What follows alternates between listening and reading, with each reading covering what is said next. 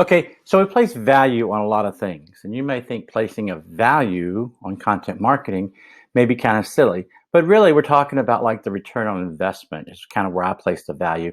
But the investment can be the dollars that you spend to create it, or the investment is the time it takes you to to create it and put it somewhere, or the investment is uh, what do people get when they look at it? So sometimes when you do marketing pieces, you're really looking at staying top of mind. You're looking to brand awareness. You're looking for something. So a good piece of content for a business like yours is like if school's closed today, you get up and you just post that on your site, right? School's closed today. Some people may or may not know that. Some people might see that and some people are thinking, oh, well, that's nice that they put that there. That's just a be kind, helpful kind of thing, right? Now, that didn't cost you a whole lot to do, a little bit of time, like, 3 minutes.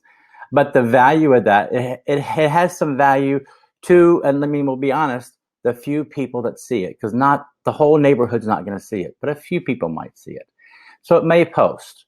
If you belong to a local group, like let's say there's a particular neighborhood in a city somewhere and you belong to that neighborhood group, in that group, you as a person can just post that and then just put a little link to your website. It's their home from school. They get nothing to do. They might go check out your website.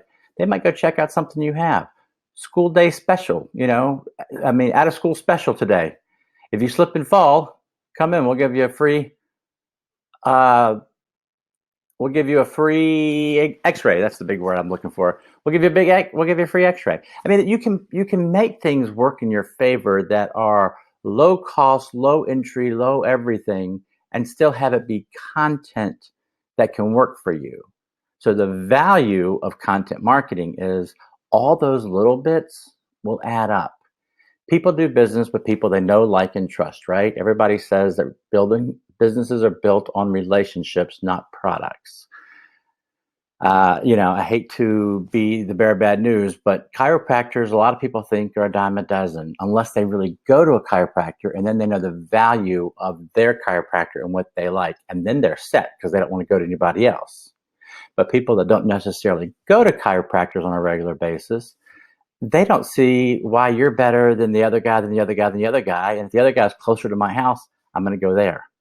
If the other guy's not doing any marketing at all, specifically content marketing, if he's not being helpful to the community, if he's not telling people what he does, if he's not giving the 5 signs to look for in anxiety and how they can hurt your back and make you walk funny, he's getting no value other than his sign on the street that people drive by, which has value.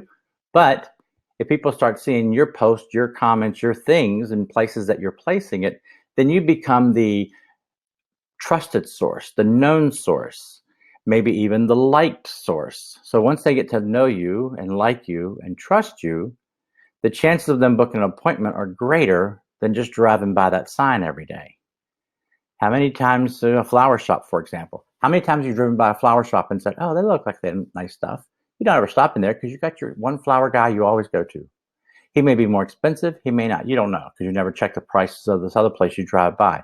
But you know that guy, you can call him up at 8 a.m., 9 a.m. in the morning and say, hey, I need flowers delivered this afternoon. And you know it's going to happen because you've built a trust with that person. And that's what every business tries to do. The reason salesmen go on all these big sales calls all the time and wine and dine and go to these lunches, it's that they're building relationship. They're building trust. They're building value. So that content that you're putting out is the same type of value. It's just presented in a different way, in a different atmosphere, in a different location. So the value of content marketing is that people get to know you, they get to like you, they get to trust you. And from there, they hopefully will become patients of yours so that then you can, increase your revenue in your business. That's why you do all this stuff, really. You want to have multiple people coming in, giving you multiple monies in multiple forms even. I mean, There's cash, checks, credit cards, direct deposit. I mean, however you have it set up, insurance, there's a whole bunch of ways you can collect money. And at the end of the day, your whole goal of being a business is to help people. Yes. It's also to make enough money to keep the doors open to help more people and for you to buy groceries and live in a house and, drive a car and all those kinds of things. So don't let the stigma of it's going to cost me this much to create this content. I've got to pay somebody to do this stuff for me.